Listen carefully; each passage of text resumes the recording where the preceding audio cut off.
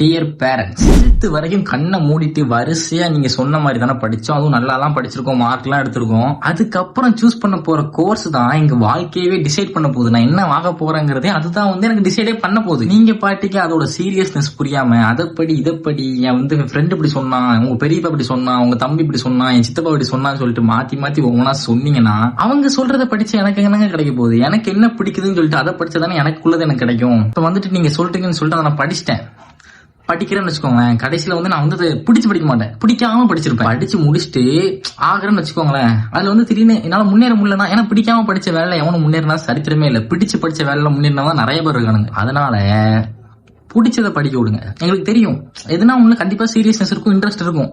ஒரு 2 மாசம் 1 மாசம் டைம் கொடுங்க. ஏன்னா டைம் இருக்குல்ல, இன்னும் ஏன்னா அட்மிஷன் தானே போட்டுட்டு போனாங்க, டைம் இருக்கு. ஒரு 2 மாசம் 1 மாசம் எங்களுக்கு பிடிச்சது நாங்க டிசைட் பண்ணிக்கிறோம், யோசிக்கிறோம் என்ன படிக்க போறோம், என்ன பண்ணா நல்லா இருக்குன்னு சொல்லிட்டு யோசிச்சு அந்த முடிவு சொல்றோம். உங்களோட ஒப்பீனியன் சொல்லுங்க, டிஸ்கஸ் பண்ணுவோம். அதுக்கப்புறம் போயிட்டு எங்களுக்கு பிடிச்ச கோர்ஸ் சேர்ந்துக்கலாம். எங்களுக்கு என்ன பிடிக்கும் அதை படிச்சதாங்க நிம்மதியா ஃபர்ஸ்ட் இருக்க முடியும். அதை ஃபர்ஸ்ட் புரிஞ்சுக்கோங்க. எங்களுக்கு என்ன பிடிக்குனே தெரியாம அதை போய் நாங்க படிச்சுக்கிட்டு நிம்மதியே இல்லாம ஒரு வாழ்க்கையை வாழ்றதுக்கு என்ன பிடிச்சதோ படிச்சு சொல்லிட்டு கிடைச்சது சாப்பிட்டுட்டு செம்மையா இருந்துட்டு நல்லா வாழ்ந்துட்டு போறோமே, என்ன பிரச்சனை உங்களுக்கு? முதல்ல இந்த சித்தப்பா பெரியப்பா மாமா அவங்களுக்கு என்ன பிரச்சனை? நாங்க என்ன படிச்சோம், உங்களுக்கு என்னங்க? நீங்க எங்க உங்க டிஸ்கஷன் உள்ள திணிக்கிறீங்க?